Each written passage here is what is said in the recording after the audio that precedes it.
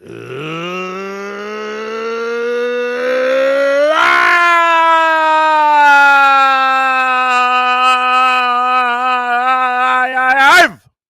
Wow, that must have been annoying. That part, the last part, maybe the whole thing. I don't know. Welcome on into the bullpen. I am your host, Adam the Bull, and we are live here as part of the Bet Rivers Network. If you're joining us for the first time, welcome aboard. If you're joining us yet again, welcome back. Hello, everybody. If your friends are not listening or watching, please tell them about it. Hit the subscribe button at the Bullpen with Adam the Bull and check out the Bet Rivers app. I hit for all of you a 3-team parlay on Tuesday with Bulls Bet, which was, I think, plus 665. If you were with me on that, you won some cashola. I'll have another Bulls Best Bet on Bet Rivers tomorrow. So I'll have that out, probably posted sometime either late tomorrow morning or early tomorrow afternoon. I think all night games tomorrow. The Cubs Marlins might be a day game, but oh no, actually no, yeah, probably. But so I'll stay away from that game. But everything else will be at night. So I'll give you some baseball picks tomorrow to hopefully win another parlay. Lot to get to here on the podcast, brought to you by Bet Rivers. Monzo and Max along producing today. If you want to join me and get your face on camera with me to ask a question, to make a comment, to shout out somebody with a birthday wish, or to yell at me if you want because of some crazy things I might have said. There were a few of them this week. I just tweeted out a link. If you go on my Twitter page about 3 minutes ago, I tweeted out the link. You click on that. You've got to have Google Chrome or download the Riverside app. But if you have Google Chrome, you're all good to go. Click on that link, and eventually I will invite you in to join the show. Meanwhile, you can always send a message in the YouTube chat. I see we got a few messages already from folks who have joined us. Ken Adams said, what are your thoughts on the signing of Germain Ifedi? Am I pronouncing his name right? I double-checked it, and I forgot. It's Germain Ifedi. That's it, Germain Ifedi. I'll give you some thoughts on Germain Ifedi in a moment. Earl Langer tweets, Bull got the old headshot up. Do I? What old headshot do I have up? Can't blame him. I looked better when I was younger, too. What's my old headshot? Oh, yeah, let me look at it again. See how old this headshot is. Let me bring it up. All right. Yeah, I admit this is an old headshot. That's true. I took this. I was much thinner. I did not have any gray hair at this point. That's a sharp-looking beard on my headshot. If you check out the Bullpen with Adam the Bull on YouTube. And thanks to the 4,339 of you that have subscribed to the podcast. The podcast has been around. Well, we've been on YouTube for, 6 months? I think it was August. About 7 months. And over 4,300 of you have subscribed. Thank you. And keep passing the word. Hit subscribe if you haven't done so already. But yes, that headshot, that picture was taken. Dustin and I, and I spoke to Dustin yesterday. We chatted for a little bit. Dustin and I spoke went to Brown Stadium, I want to say back in 2012, 2013, something like that. And that's when this picture is from. So, yeah, this picture, I admit it, I was in my early 40s and not my early 50s. And I still love you, Earl Langer. So, again, join me and check out. Yesterday, I did a podcast talked some more about Deshaun Watson and the comments from both him and Kevin Stefanski. Talked about Jackie Robinson on Monday, Jackie Robinson Day. Good interview with Don Jameson, comedian, actor, entertainer last week. So check out if you haven't done so already, the Bullpen on YouTube, which you're with me right now. In addition to the Browns, the signing a free agent today, which we'll talk about, and what's going on at OTAs and some comments from Andrew Berry. We also look ahead to the NBA playoffs. The play-in is now, well, I was about to say it's done. It's not done. You actually have the final two games today in the play-in. And then, but the Cavs will play the first real playoff game on Saturday. We'll talk about that a little bit, tell you something I'm doing with that. And we'll also get into the Guardians as well. Guardians, a rare bad loss Well, I shouldn't say it was a bad loss, but, it wasn't a terrible game. They just didn't do anything offensively. And that game going on right now, so I'll keep you up to date. Guardians are down 1-0 in the bottom half of the second inning in this one. Carlos Carrasco on the hill. He's already allowed 4 base runners an inning and a third in. He's given up a run, so we'll see what he can do. Obviously, the biggest weakness on this team so far, we'll start there, and then we'll get to the other things, has been the pitching. As good as the Guardians have played, they're 12-6. They've won 2/3 of their games so far. The starting pitching has not been very good. Tanner Bybee was okay yesterday, 2 days ago. It's mostly been a struggle. Ben Lively actually did a nice job. Credit to both Xavion Curry and Ben Lively, who both came up. Curry pitched on Monday, gave him 5 good innings, and Ben Lively went yesterday.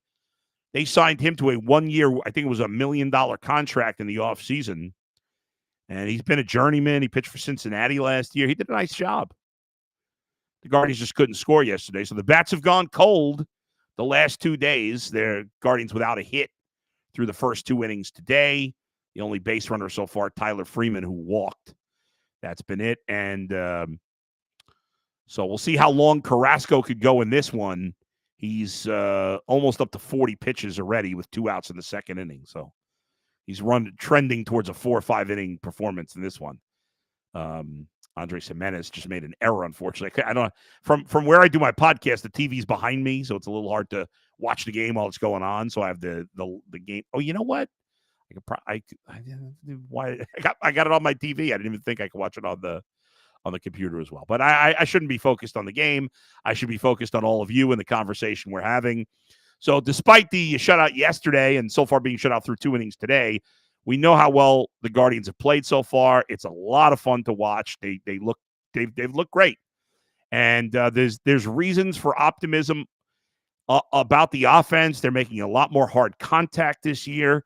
There's legitimate reinforcements, or at least guys we think are legitimate reinforcements on the way in DeLauder and Manzardo. So I think it's really promising what the Guardians are doing offensively. I was not on the Ultimate Cleveland Sports Show today, and that's because I did a thing that I do every year. There's a breakfast at the Jewish Community Center on the east side every year. Was it in Beechwood? Solon. I think it's in Solon, right? I don't even know. And every year, I refer to it as the Jewish breakfast, but it's a breakfast and a panel discussion brought to you by the Jewish News. It was originally called More Sports and Less Levine, and Les would always be the MC for the event. And I started, I don't know when they started doing it. I can't remember the first year I was on it, but I've been doing it for a while. They didn't do it the COVID year, but I've done a bunch of them. They've either been at the JCC or a Buffalo Wild Wings in that area. I can't remember exactly where it was. But the reason I bring it up is because we talked about the guard. And so Andy Baskin, who obviously, I've known for a long time through the fan, Andy Baskin now is the host of the event. He's the MC, if you will.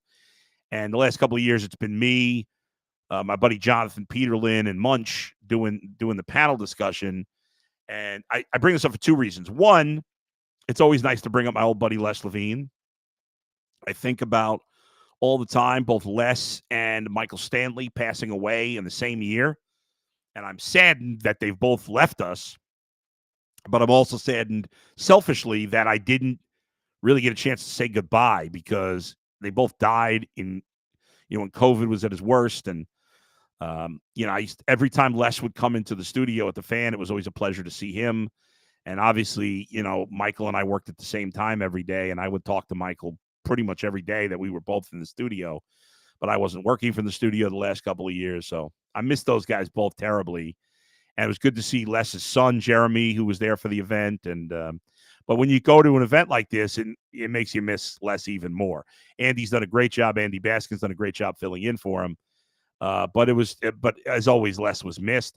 And the other reason I bring up the event this morning is because we were talking about the Guardians and how good a start they're off to, but also it somebody asked about, making a trade, and I see a comment in the YouTube chat. Jake says, if the guards continue winning, do you think there's a chance Dolan will approve a couple of midseason trades?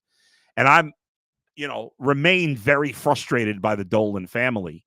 Now, they have a minority owner who's a lot wealthier than the Dolans, and eventually, I believe he's going to become the majority owner. But so far, there's been no increase in payroll, and he hasn't been a factor in the payroll going up. And I'd love to say that the Guardians will have some flexibility to make a move or really make two moves as we get to the deadline if they're playing anywhere close to how they're playing right now. Unfortunately, I don't have the confidence in that. They did it in 15. They did it in 16 and 17. Obviously, we know in 16 they went and got Andrew Miller that year, which was, a blockbuster move. And we know how good he was. But I don't know. The Guardians have shown no inclination since COVID of spending any significant money. Certainly, I'm sure they would consider making a trade if there was no big financial increase in the move. In terms of how much they'd be willing to raise the payroll, I don't know. That being said, this division is very much up for grabs. There's no great team in this division, but the Guardians at this point are clearly very competitive. Again, we've got a long way to go, but they're clearly very competitive 3 weeks in. And the Royals are pretty decent. Tigers are all right. I think the Twins will improve as the season goes along. And yeah, the Guardians are going to need some things. And what's crazy is for the first time in probably over 10 years, the Guardians may need to trade for a starting pitcher if they really want to hang in there. Ultimately, we know Bieber's gone for the year. We know that Tristan McKenzie and Jason Lloyd and Zach Meisel wrote about this today in The Athletic. And I'm stunned that people did not realize that. I'll read you the headline. Let me read you the headline because this was stunning to me that a lot of people did not realize this was the case. I don't know how people didn't know that Tristan McKenzie had a tear and chose not to have surgery. Stunning to me that members of the media didn't realize this. But the headline for the article in The Athletic is Tristan McKenzie is trying to pitch with a torn ligament in his elbow. The results so far aren't great. Why didn't he have surgery last year? Where is the tear? Did he make the right call? McKenzie spoke with Zach Meisel and myself about it a lot. Tristan McKenzie's a great guy. It's a great column. You'll find out more information. But the headline is he's got a tear. Now, there have been pitchers, Aaron Nola, what's his name, that have pitched with it with a tear. Oh my God, the pitcher for the Yankees. It's going to come to me in a second. Hold on. Was it Tanaka? I think it was Masahiro Tanaka. I believe. Yes. Tanaka pitched with the elbow tear, I believe, as well. And they were okay. And, Nola's been good. Tanaka wasn't quite as good after he's pitching with a tear, but he still pitched well. Most guys eventually have Tommy John surgery. So far, McKenzie has not pitched well. He's looked terrible so far. I'm stunned that people that some members of the media here in Cleveland didn't remember that he had a torn elbow. He had a minor procedure done, but not the surgery that keeps you, Tommy John, that keeps you out for the year. But it is what it is. So without Bieber, with McKenzie being shaky, Gavin Williams still not back yet, Carrasco you're not going to be able to rely on probably for the whole season. Their best prospect is Daniel Espino. He's out for the year. Their other best pitching prospects are either hurt or in the low minors. There's no help coming besides Gavin Williams, really, legitimately. Now, maybe Ben Lively and Xavier Curry pitch great this year, but I can't hold my breath on that. I think at some point, this team, if they're going to stay a contender, will probably need to make two deals. I think as good as the offense has been, I think they need to add one legitimate power bat. I thought two coming into the season. The way they're playing, I can leave it at one. But whether it's right field, center field, they're going to need to add a legitimate power hitter. And speaking of one, the Guardians just scored a run in the top half of the third inning to tie the game up with Boston. The Guardians on the board, and they just got their first hit. It was a base hit by who got the hit? Let's see. So the Guardians got their first base runner. Gabriel Arias reached on an error, and he was at first with 2 outs. Oh, I'm sorry. He went to second on a ground out. And then Jimenez just came through with a hit. Jimenez is playing real well in the leadoff spot today. Stephen Kwan getting a rare day off. I think this is his first game he hasn't played. Maybe it's his second. I don't know. I think it's his first. So Jimenez with an RBI single. He gets thrown out at second, but not before the Guardians score the run. And so the game's tied at 1 going to the bottom of the third. Jimenez has been really good so far. So that's been good to see, bouncing back off of some struggles last season. All right. If you want to jump in with me, do so, please. Click on the link that I just tweeted out about 15 minutes ago. You can join the conversation. You could be live on air, ask a question, make a comment, whatever you want to do. Yell at me, like I said, Anna. So to answer your question in the end, Jake, I don't know if they'll approve it. I hope they do, because for the first time since 2012, the Guardians need a starting pitcher. Last time they made a big trade for a starting pitcher was 2012, Ubaldo Jimenez. Didn't go well, but they're going to need a starting pitcher this year, and there are some bad teams that are going to be out of it in a hurry. Oakland, the White Sox, the Marlins, the Nationals. By the way, how embarrassing is most of New York media? Listen, I don't think the Mets are a very good team, and I don't think they're going to make the playoffs. I didn't think they'd make the playoffs before the season, and just because they've been hot now, I don't think they're going to make the playoffs either. But they're not the White Sox. They're not the A's. They weren't a guaranteed terrible team. It wasn't insane to think the Mets could make the playoffs. They have good players. It's not a bunch of scrubs. And the Mets started off 0-5, and I saw some of my former colleagues in New York embarrassing themselves publicly. The Mets are done. The season's over. I mean, what embarrassing overreaction to write off a team. Again, I still don't think they're going to make the playoffs. But they're playing very well right now. They've been, since those first 5 games, they've been as good as anybody in baseball. Won a doubleheader yesterday against the Pirates. They got a pretty good bullpen. I like the back end of their bullpen. I still think their rotation is, they got to leave this Jose Butto in the rotation. He's looked very good when they've given him an opportunity. And, but anyway, I don't want to spend much time on the Mets, but I just thought it was crazy how people just wrote the whole team off when the season just started. It was weird to me. All right, let's move on. Let's talk some football. I got a question from, you got it, Jake, from Ken, who said, "What are your thoughts on the signing of Germain Ifedi?" So Germain Ifedi, for those who don't know, signed a free agent deal with the Browns today. I don't think I've seen the money on that. He was a first-round pick of the Seahawks back in 2016.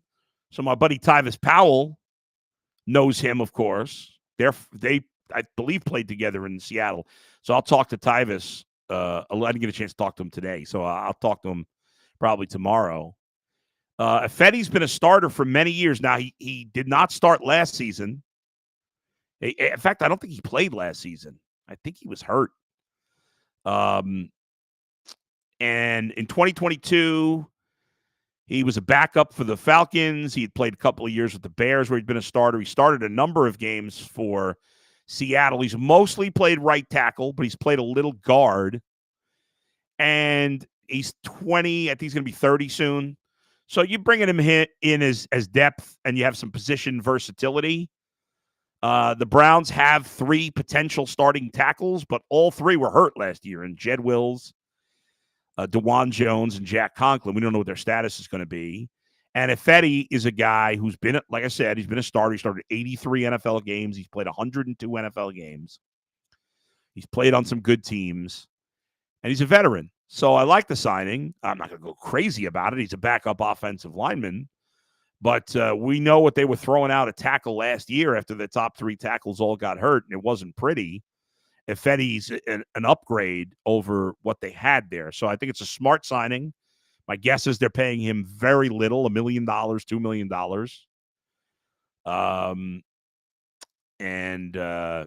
And so it's, yeah, and he's, like I said, veteran player, but not too old that he couldn't help. So he could probably play any position. He's 6'5", 320, not center, but he could probably play anywhere. Like I said, he's played mostly on the right side. But he probably fill in anywhere if they need him. So it's a good depth signing, fourth tackle, probably be their third or fourth guard. And with all the injuries that the Browns have had on the offensive line in recent years, I think it's a wise move by the team to add him. I like it a lot. Germ asks, do you think people over-exaggerate how bad Greg Newsome is? Greg Newsome is a very divisive player for the Browns. Like many others, I've been at times pretty hard on Greg Newsome. I will say this. Greg Newsome is a solid NFL player. He is not Denzel Ward. And so we shouldn't expect him to be.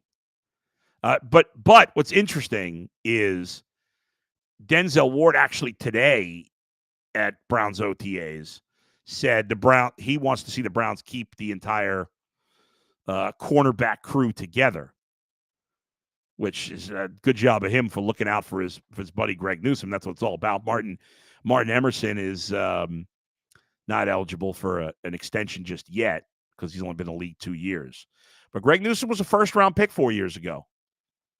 Or 3 years ago, I should say. He was the last first-round pick by the Browns. And he has not lived up. He's not lived up to a first-round pick grade, if you will.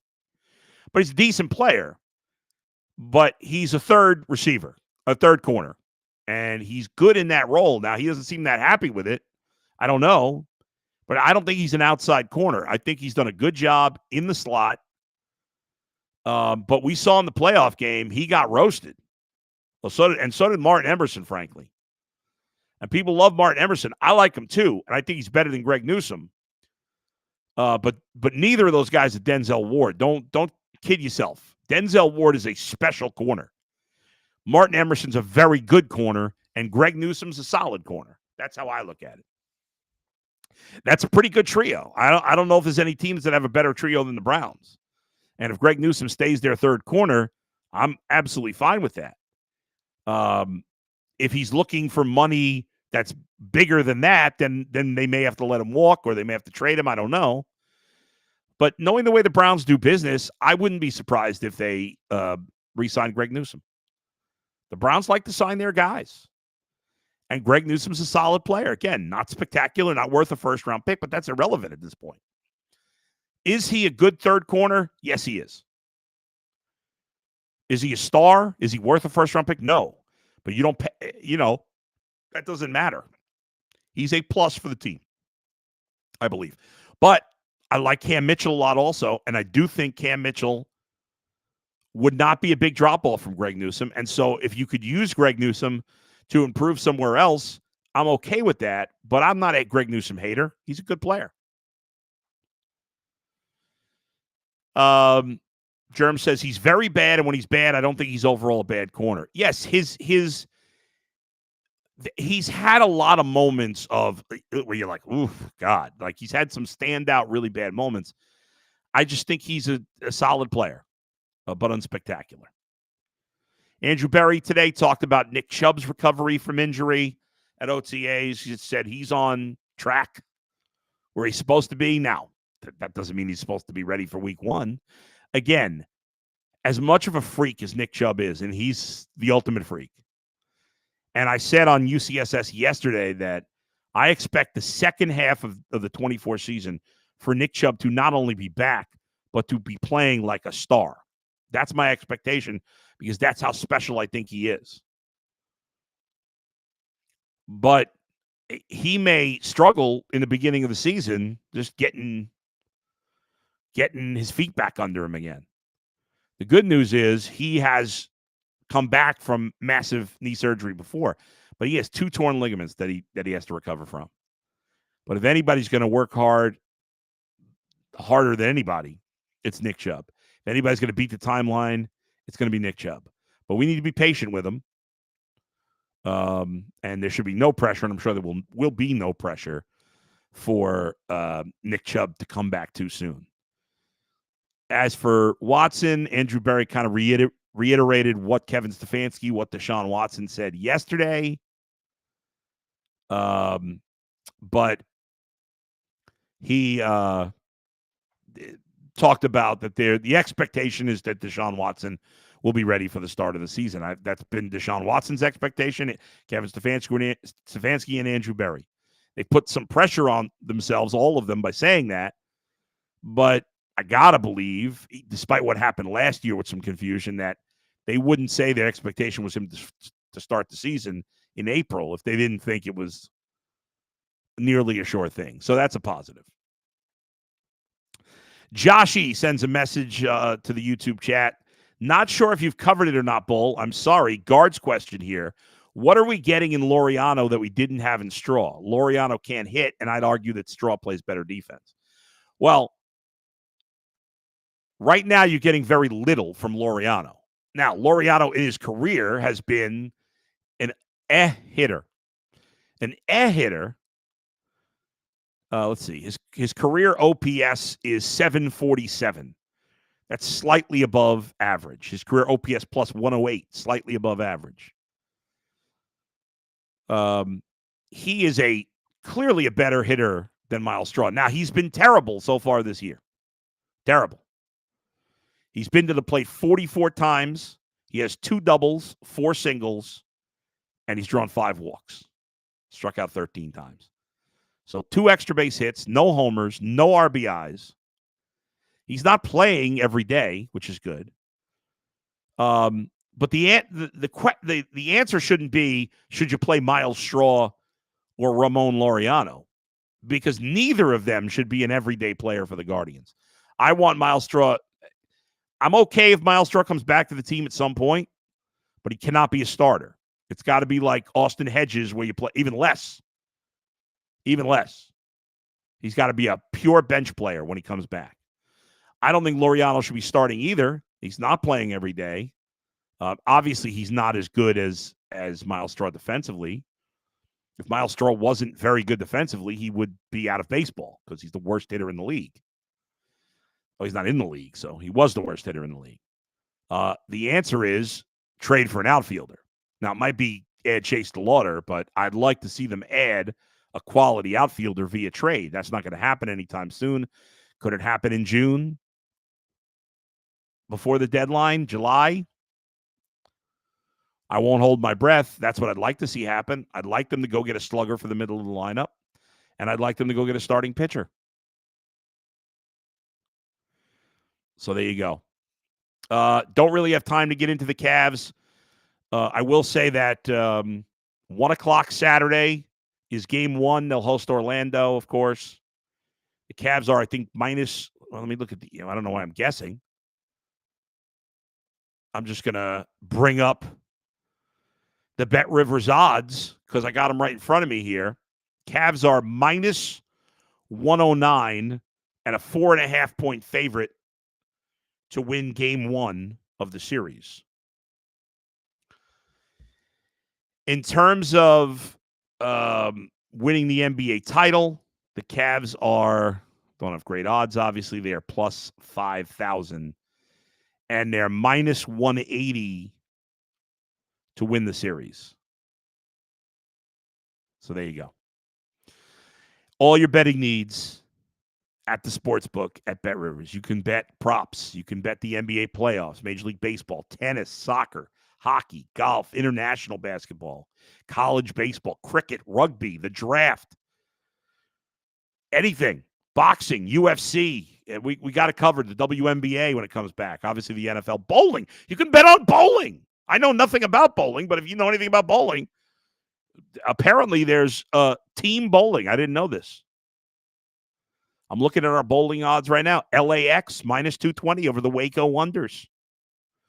There's a team in Akron, apparently. The Akron Atom Splitters. I don't know if that's Akron, Ohio, or a different Akron, but they're favored to win on Monday, minus 115. Anyway, folks, exciting stuff coming up after games 1, 2, and 3 of the Cavs series with the Magic. I will join you with a post-game podcast. So game 1 is Saturday afternoon, and I'll put up a podcast out immediately after the game, reacting to game 1, same to game for games 2 and 3. I'm going to be out of town for game 4, so I won't be able to do it for game 4. But then if there is a 5, 6, or 7, I'll be back with that. I'm going away for a weekend next weekend.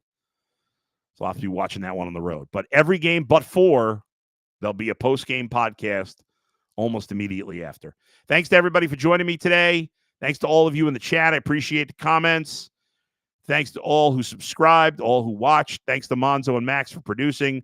We'll talk to you next time. Where else but right here in the Bullpen with Adam the Bull, brought to you by Bet Rivers. See you, everybody.